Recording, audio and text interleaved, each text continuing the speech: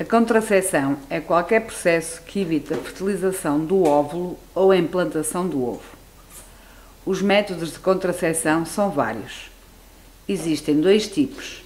Existem métodos irreversíveis, tais como laqueação de trompas e vasectomia, e métodos reversíveis que iremos aqui abordar.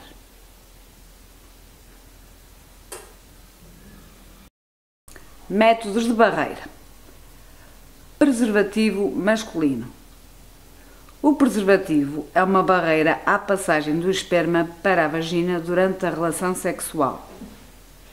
Esta forma de contracepção envolve o homem. Este método, usado corretamente, é eficaz para evitar a gravidez. Protege ainda contra as doenças sexualmente transmissíveis, sendo o que mais as previne. Espermicidas. Os espermicidas são substâncias que matam os espermatozoides. Podem ser em creme, gel ou comprimidos vaginais. O espermicida deve ser introduzido na vagina até 1 hora antes da relação sexual. A eficácia do espermicida é limitada. A sua utilização deve ser associada a outro método contraceptivo. Este método não protege das doenças sexualmente transmissíveis.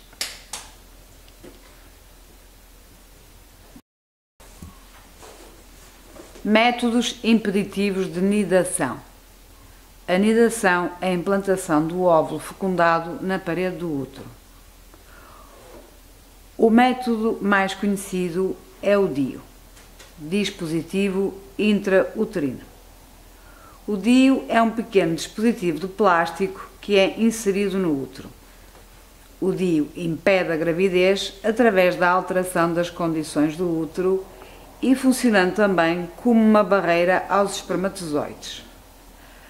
A sua colocação é feita numa consulta médica, podendo permanecer no útero durante vários anos. O nível de eficácia do DIU é muito elevado e aumenta com o tempo de utilização. Este processo não protege das doenças sexualmente transmissíveis.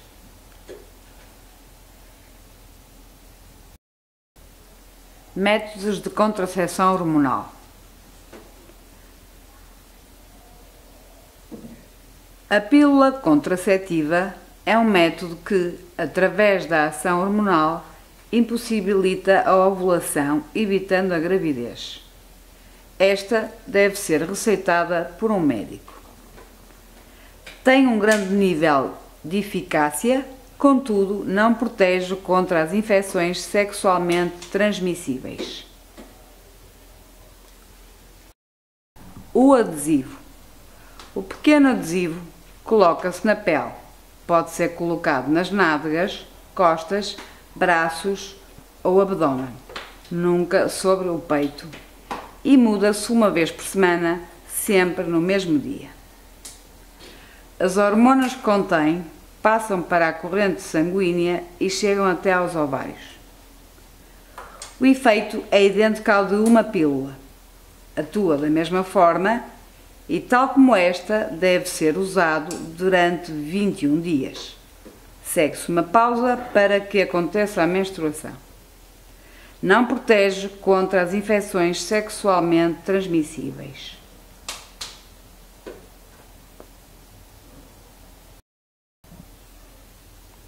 Contracepção de emergência.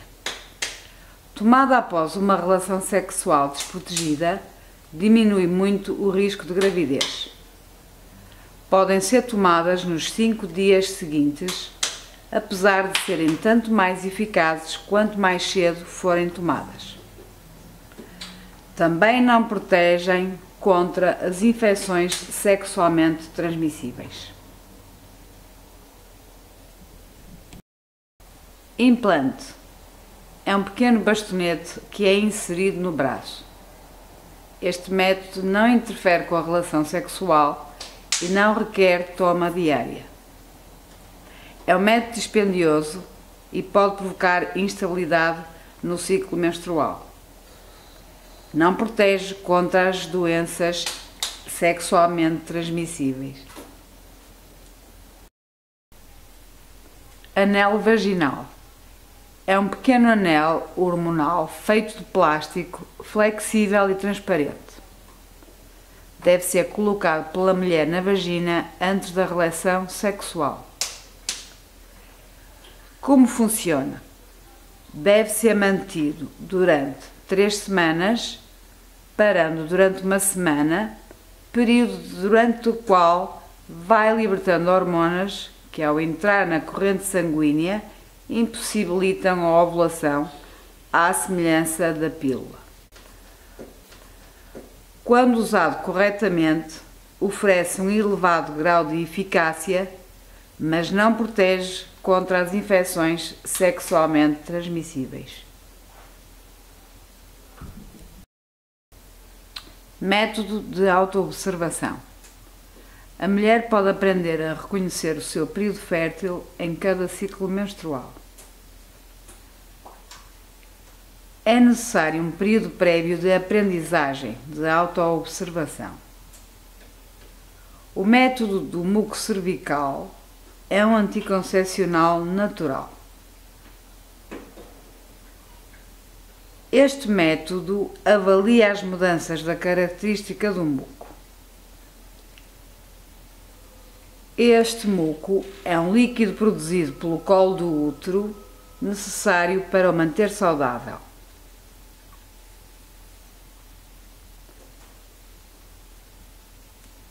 Assenta no conhecimento dos períodos de fertilidade da mulher, através da observação periódica das características desse muco.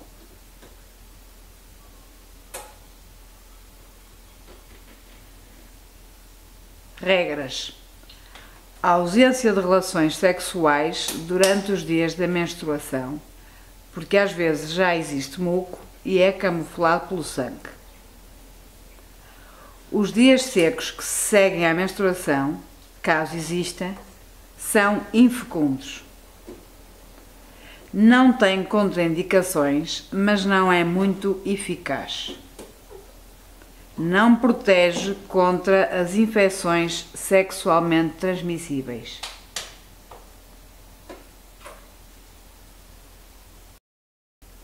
Todos os métodos indicados apresentam vantagens e desvantagens.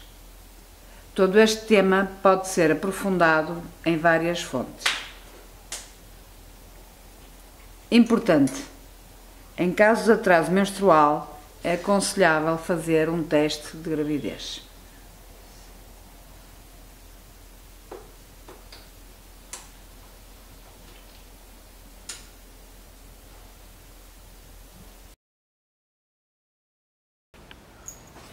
As infecções sexualmente transmissíveis são doenças contagiosas cuja forma mais frequente de transmissão é através das relações sexuais, vaginais, orais ou anais. É importante conhecer as infecções, quais são, o que as provoca, como se transmitem e quais as suas consequências. A melhor forma de prevenção é o uso do preservativo. A anatomia da mulher torna a detecção destas infecções mais difícil, visto que a maioria dos órgãos sexuais são internos, pelo que é recomendável que a partir da menarca se consulte anualmente o médico.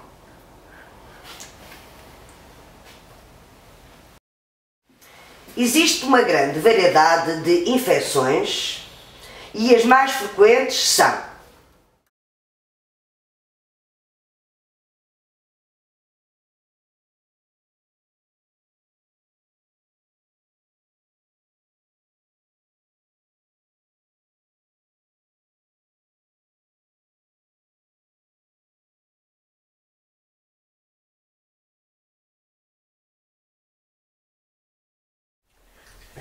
os sintomas podem ser variados, sendo mais frequentes o corrimento genital, dor ao urinar, prurido ao nível da vagina e ânus, inflamação e dor no baixo ventre. No entanto, algumas infecções podem não ter sintomas, o que poderá dificultar a sua detecção e diagnóstico atempados.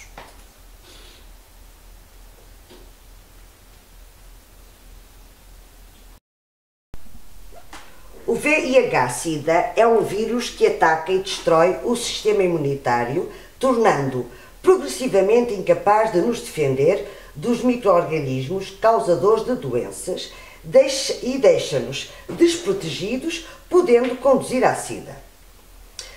Quando se está na fase de SIDA, o organismo não resiste às infecções graves, que surgem como consequência da falta de defesas.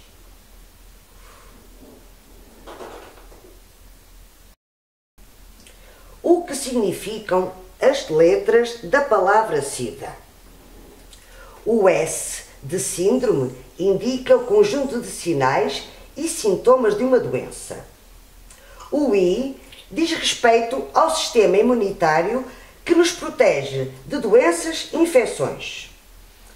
O D de deficiência significa o mau funcionamento do sistema imunitário. O A pertence à palavra adquirida.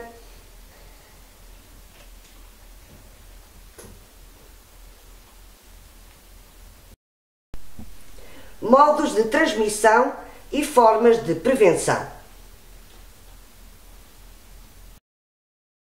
Via sexual. Durante as relações sexuais, tanto homo como heterossexuais, sem proteção e com troca de secreções genitais com uma pessoa infectada, o risco é maior. E maior ainda em relações sexuais com parceiros múltiplos. Forma de prevenção. O uso do preservativo em todo tipo de relações sexuais. Via sanguínea. Quando os utilizadores de drogas partilham seringas, se algum deles for portador de VIH-Sida, pode transmiti-lo a uma ou duas ou três pessoas. Forma de prevenção. Nunca se deve partilhar seringas, agulhas, objetos que danifiquem a pele e as mucosas, como por exemplo, máquinas de barbear, escovas de dentes, brincos, agulhas de tatuagem, etc. Via perinatal ou mãe-filho. Acontece quando uma mulher portadora de VIH-Sida transmite o vírus ao seu bebê durante a gravidez, parto ou amamentação. Forma de prevenção. Qualquer mulher, antes de engravidar, deve consultar o médico.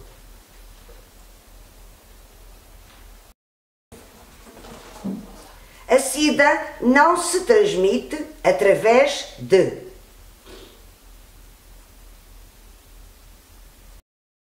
a gravidez na adolescência. Ao longo da infância e da adolescência, crianças e jovens desenvolvem vários tipos de comportamentos sexuais individuais ou partilhados. Durante a adolescência, relativamente ao desenvolvimento sexual, observam-se alterações hormonais, menarca, alterações no corpo do rapaz e da rapariga, medos de relacionamentos, medos da gravidez, a procura, autoconsciência do seu corpo e das mudanças corporais, aumento da necessidade de privacidade em relação ao seu corpo, confusão em relação à sua identidade, mudanças de humor. Associados a este desenvolvimento estão determinados comportamentos mais frequentes nos jovens entre os 13 e os 16 anos. Faz perguntas sobre relacionamentos e comportamentos sexuais, usa linguagem sexual, fala sobre comportamentos sexuais com os pares, masturba-se na intimidade, participa em experiências sexuais com outros adolescentes de idade similar, manipula os genitais.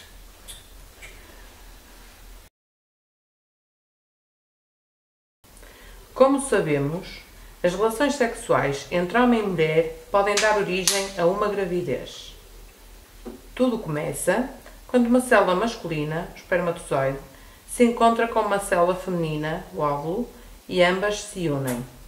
A este encontro dá-se o nome de fecundação. As células crescem e multiplicam-se, formando o ovo que, ao fim de 6 dias, chega ao útero, onde se instala. Nidação. É a partir daqui que se dá o desenvolvimento do bebê.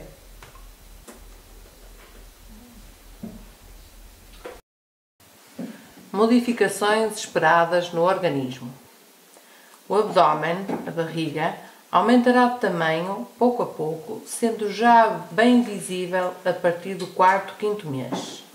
Os seios também aumentarão de volume, o mamilo estará mais sensível e é comum aparecer leite antes do final da gravidez.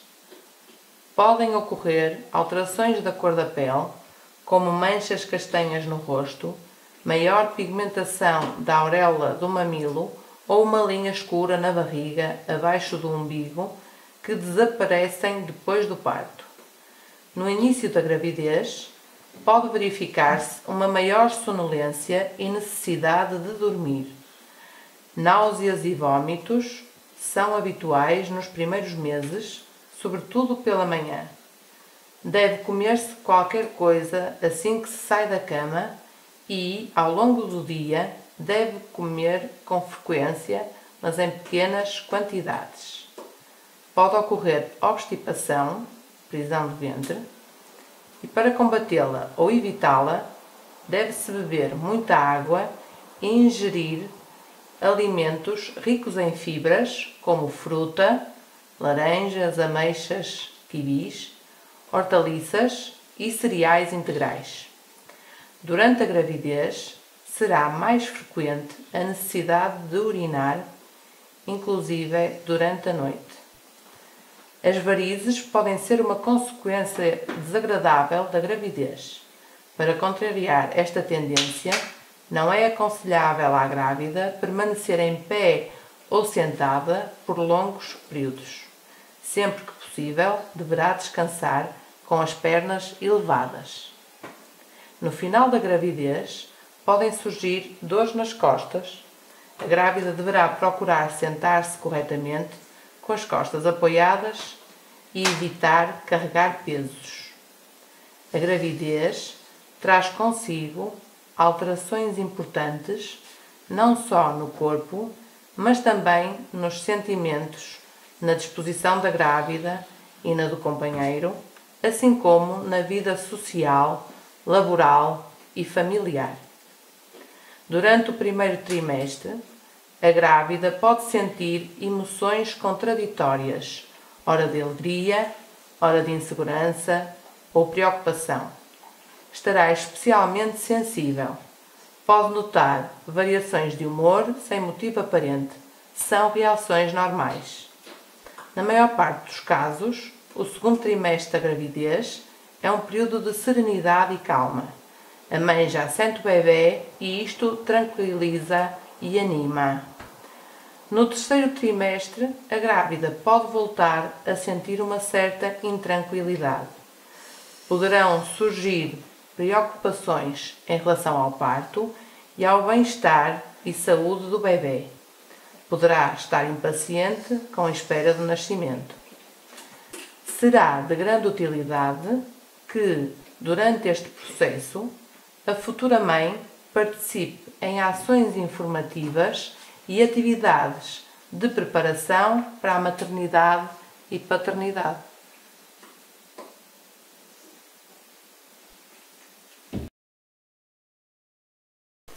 Alimentação da grávida. É importante ter uma alimentação variada e equilibrada. É através da mãe que o filho recebe aquilo de que necessita para crescer e se desenvolver. Mas a mãe não precisa de comer por dois. Deve comer em qualidade e não em quantidade. Deve alimentar-se várias vezes ao dia e pouco de cada vez, procurando fazer refeições pequenas e com intervalos regulares. Pergunte qual o aumento de peso indicado no seu caso. Doces, fritos e sumos artificiais são de evitar.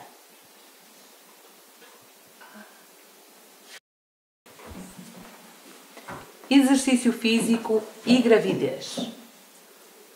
O exercício físico é bastante importante, mas deve ser orientado. Outros cuidados. Se a grávida é fumadora, deverá reduzir ao mínimo o consumo de tabaco ou, melhor, deve deixar mesmo de fumar.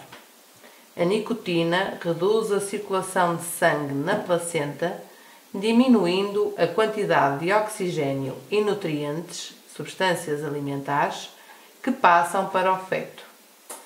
O mesmo acontece com as bebidas alcoólicas e com as drogas. Deve dizer não ao consumo destas substâncias, pela saúde dos dois. Regra geral, não deve tomar medicamentos durante a gravidez, a menos que sejam receitados pelo médico. A exposição a radiações, raio-x, pode ser perigosa para o bebê.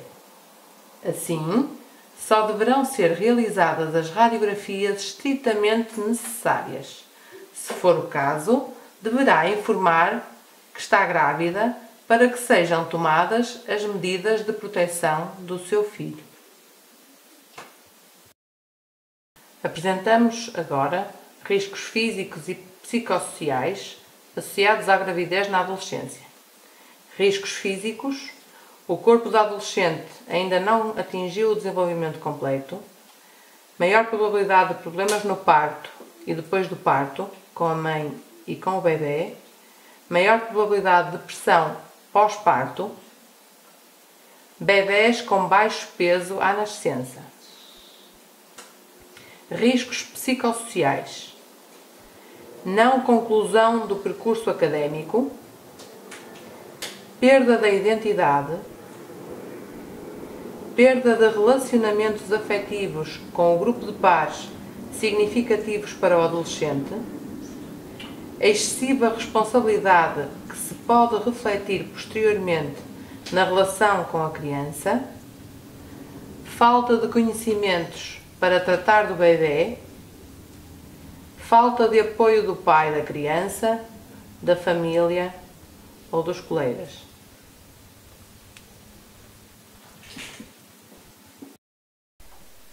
É essencial relembrar os jovens que uma gravidez é sempre responsabilidade de duas pessoas.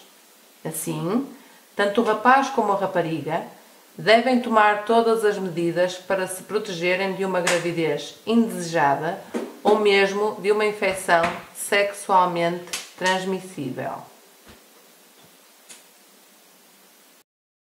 Direitos da jovem grávida.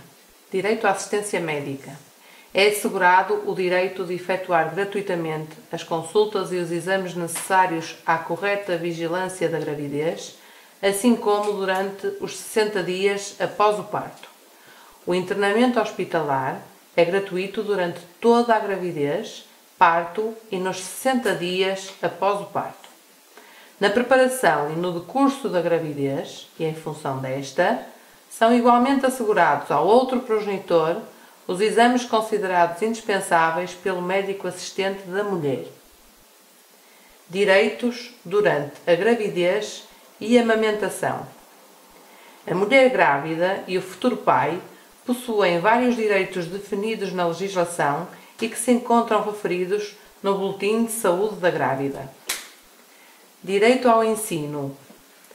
Estão abrangidos pelo direito ao ensino as mães e os pais estudantes que se encontrem a frequentar os ensinos básico e secundário, o ensino profissional ou o ensino superior, em especial as jovens grávidas, puérperas e lactantes. As grávidas e mães têm direito a realizar exames em época especial, a determinar com os serviços escolares, designadamente no caso de o parto coincidir com a época de exames. Transferência de estabelecimento de ensino. Inscreverem-se em estabelecimentos de ensino fora da sua área de residência. As mães e pais de estudantes cujos filhos tenham até 3 anos de idade gozam dos seguintes direitos: um regime especial de faltas, consideradas justificadas sempre que devidamente comprovadas para consultas pré-natais, período de parto, amamentação, doença e assistência a filhos. Adiamento de apresentação ou entrega de trabalhos e da realização em data posterior de testes, sempre que, por algum dos factos indicados na linha anterior, seja impossível o cumprimento dos prazos estabelecidos ou a comparências aos testes. Isenção de cumprimento de mecanismos legais que façam depender o aproveitamento escolar da frequência de um número mínimo de aulas. Dispensa da obrigatoriedade de inscrição no mínimo de disciplinas no ensino superior.